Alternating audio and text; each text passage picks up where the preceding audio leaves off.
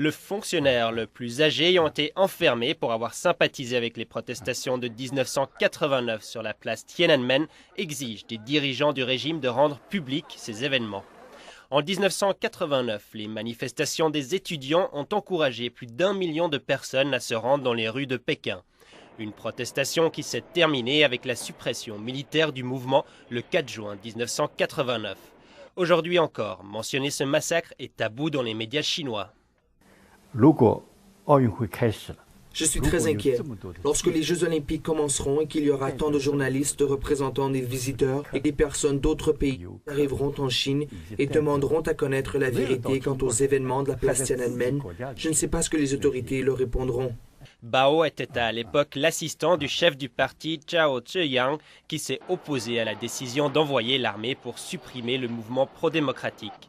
Zhao est mort en 2005 après plus de 15 années de réclusion à domicile. Bao vit dans l'ombre d'une surveillance constante depuis qu'il a été relâché de prison, mais il est resté franc par rapport aux événements de 1989. Le PCC a emprisonné un grand nombre de protestataires et leurs défenseurs en prétextant le crime de subversion et a rejeté les demandes contestant cette décision. À ce jour, il n'y a pas de statistiques officielles disponibles sur le nombre de personnes qui ont été tuées. Et voilà, continuons ce journal avec une nouvelle interdite de NTT. Après la levée de la censure des informations sur l'incident du 4 juin 1989 sur Baidu, le plus grand moteur de recherche en Chine, l'Internet chinois a été envahi de messages de hommage pour Zhao Ziyang à l'approche du jour des morts. Selon certaines sources de Pékin, le comité central du Parti communiste chinois voudrait adopter la proposition de réforme politique du Premier ministre Wen Jiabao. La reconnaissance de l'incident du 4 juin pourrait servir d'ouverture pour la réforme politique. Pour les observateurs étrangers, cette levée de censure sur les termes d'Internet ressemble à un test précédant l'application d'autres réformes politiques. La reconnaissance des victimes du 4 juin va-t-elle aider le PCC à retrouver la confiance du peuple chinois? La Chine est-elle prête pour la réforme?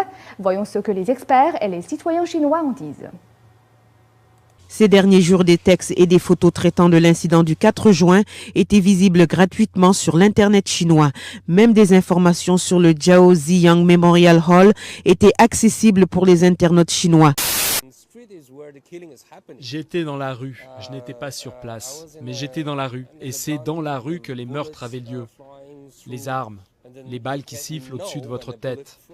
C'est quelque chose qu'on n'apprend dans aucun film, ni aucun livre. Jusqu'au jour où cela vous arrive vraiment.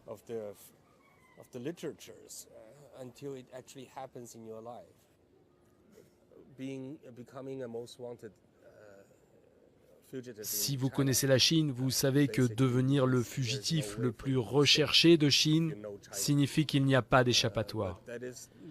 Mais partout, des Chinois nous soutenaient et ils m'ont aidé à fuir. J'ai réussi à atteindre la frontière du Sud.